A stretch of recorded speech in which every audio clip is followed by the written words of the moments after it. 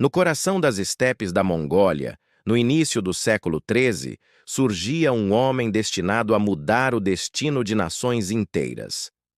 Temujin, que mais tarde receberia o título de Genghis Khan, cresceu em um ambiente de conflitos tribais constantes, onde traições e assassinatos moldavam o caráter de líderes.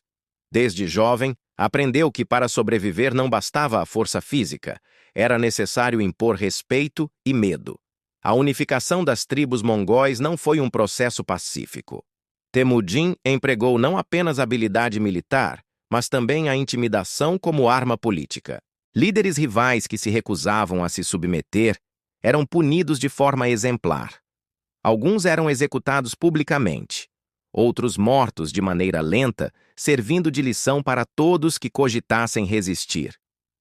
O treinamento de seu exército incluía não só táticas militares, mas também métodos para quebrar psicologicamente o inimigo.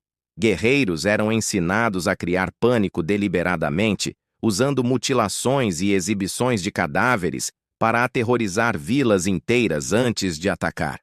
Essa estratégia transformava batalhas em vitórias quase sem combate. Ao consolidar seu poder interno, Genghis Khan voltou-se para fora. O primeiro grande alvo foi o Império Khwarezmida, na Pérsia.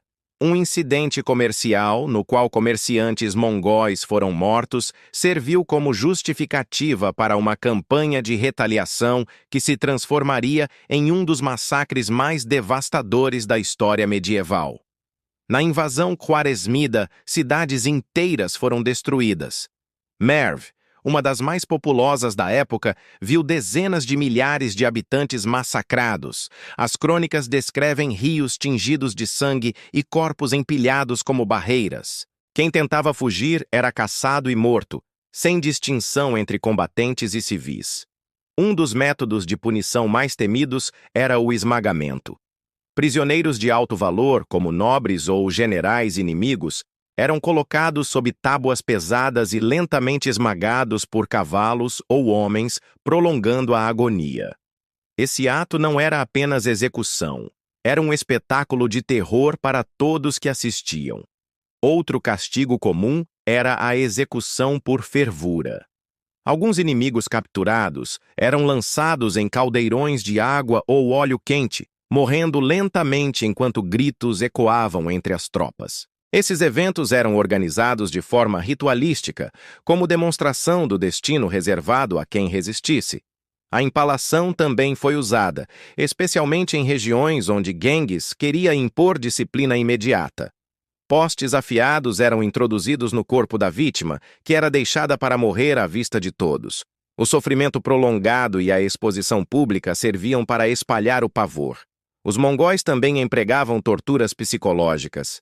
Em algumas ocasiões, deixavam apenas poucos sobreviventes de um massacre com a tarefa de contar a história do que presenciaram. Esse pequeno grupo carregava o trauma e se tornava instrumento involuntário de propaganda de terror, convencendo outras cidades a se renderem sem luta. Ao expandir-se para a China, o exército mongol enfrentou resistência feroz, mas respondeu com brutalidade ainda maior. Cidades muradas que não se rendiam eram cercadas e privadas de alimentos e água até que a fome forçasse a rendição. Quando os portões finalmente se abriam, a população era muitas vezes executada em massa. Na Rússia, os mongóis aplicaram táticas semelhantes. Cidades como Ryazan e Kiev foram arrasadas e seus habitantes mortos ou escravizados. A devastação era tão completa que, por décadas, algumas regiões não conseguiram se recuperar economicamente ou demograficamente. Um dos métodos de punição mais cruéis era a decapitação em massa. Prisioneiros eram alinhados e carrascos mongóis, com espadas afiadas, cortavam cabeças em sequência. Os corpos eram deixados no local para apodrecer, enquanto as cabeças eram empilhadas formando pirâmides macabras à entrada da cidade.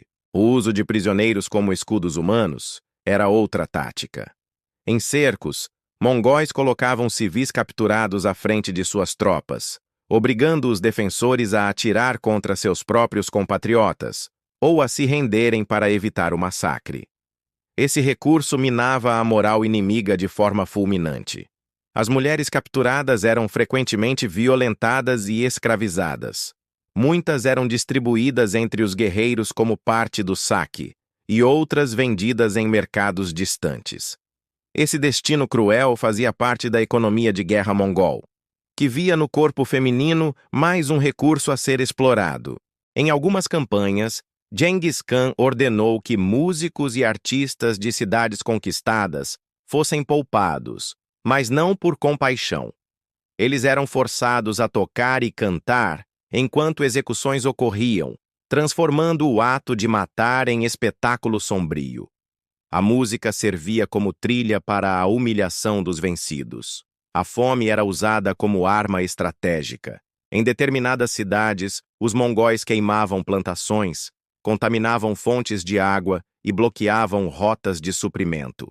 O objetivo era forçar a rendição pela miséria, muitas vezes levando a episódios de canibalismo entre os sitiados.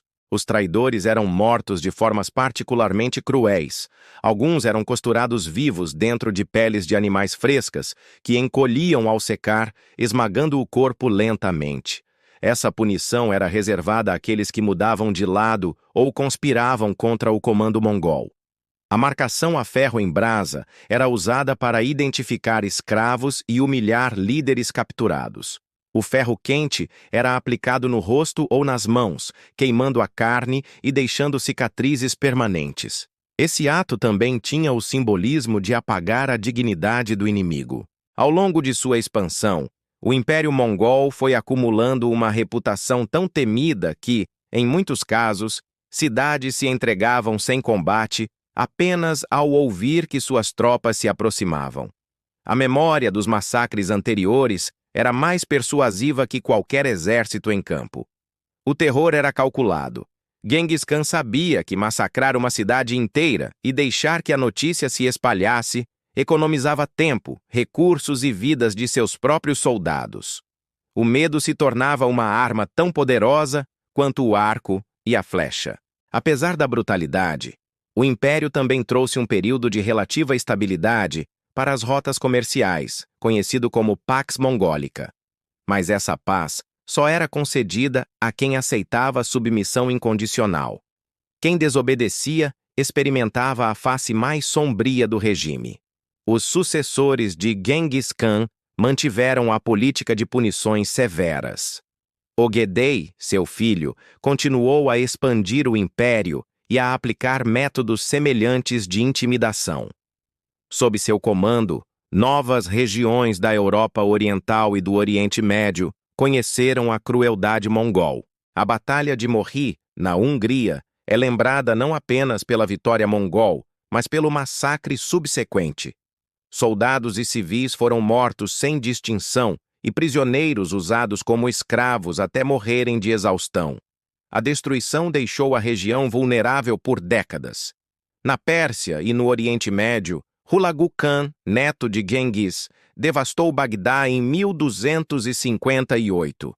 A cidade, um dos centros culturais mais importantes do mundo islâmico, foi saqueada e queimada, e centenas de milhares de pessoas foram mortas em poucos dias. Em Bagdá, estudiosos e líderes religiosos foram executados e bibliotecas inteiras destruídas. Disse que o rio Tigre correu negro pela tinta dos livros jogados na água e vermelho pelo sangue dos mortos.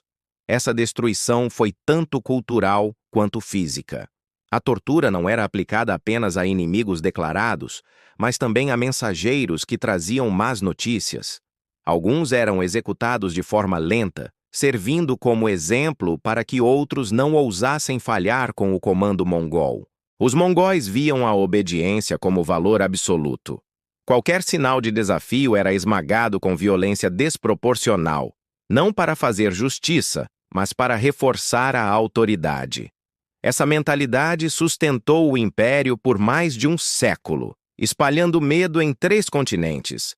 Mesmo em regiões submetidas, a coleta de tributos era acompanhada de intimidação. Cidades que atrasavam pagamentos eram punidas com execuções públicas ou deportações em massa. O terror era mantido vivo, mesmo em tempos de aparente paz. A prática de enviar cabeças de líderes inimigos para outras cidades como aviso era comum. Esses troféus eram transportados em caixas ou estacas e apresentados em mercados, templos ou praças, deixando claro quem estava no poder. A cultura mongol, apesar de nômade e voltada para a guerra, também absorvia práticas de povos conquistados. Contudo, no campo da punição, mantinha-se fiel a métodos brutais, adaptando-os conforme a necessidade de causar medo imediato. O fim do império como força unificada não apagou o legado de sua violência. Mesmo fragmentado, cada khanato mongol continuou a aplicar punições e torturas que herdaram da era de Genghis Khan, perpetuando o terror por séculos. O impacto demográfico de suas campanhas foi devastador. Regiões inteiras perderam a maior parte da população, seja por massacres, fome, doenças ou deportações. A recuperação, quando possível, levou gerações. Ainda hoje, historiadores debatem os números exatos de mortos, mas todos concordam que o Império Mongol figura entre os mais letais que o mundo já conheceu. O cálculo frio de suas punições e torturas o torna um caso singular na história da guerra.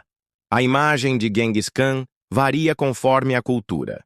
Herói unificador para uns, tirano sanguinário para outros. No entanto, é inegável que sua ascensão e domínio se apoiaram tanto na genialidade militar quanto na brutalidade calculada.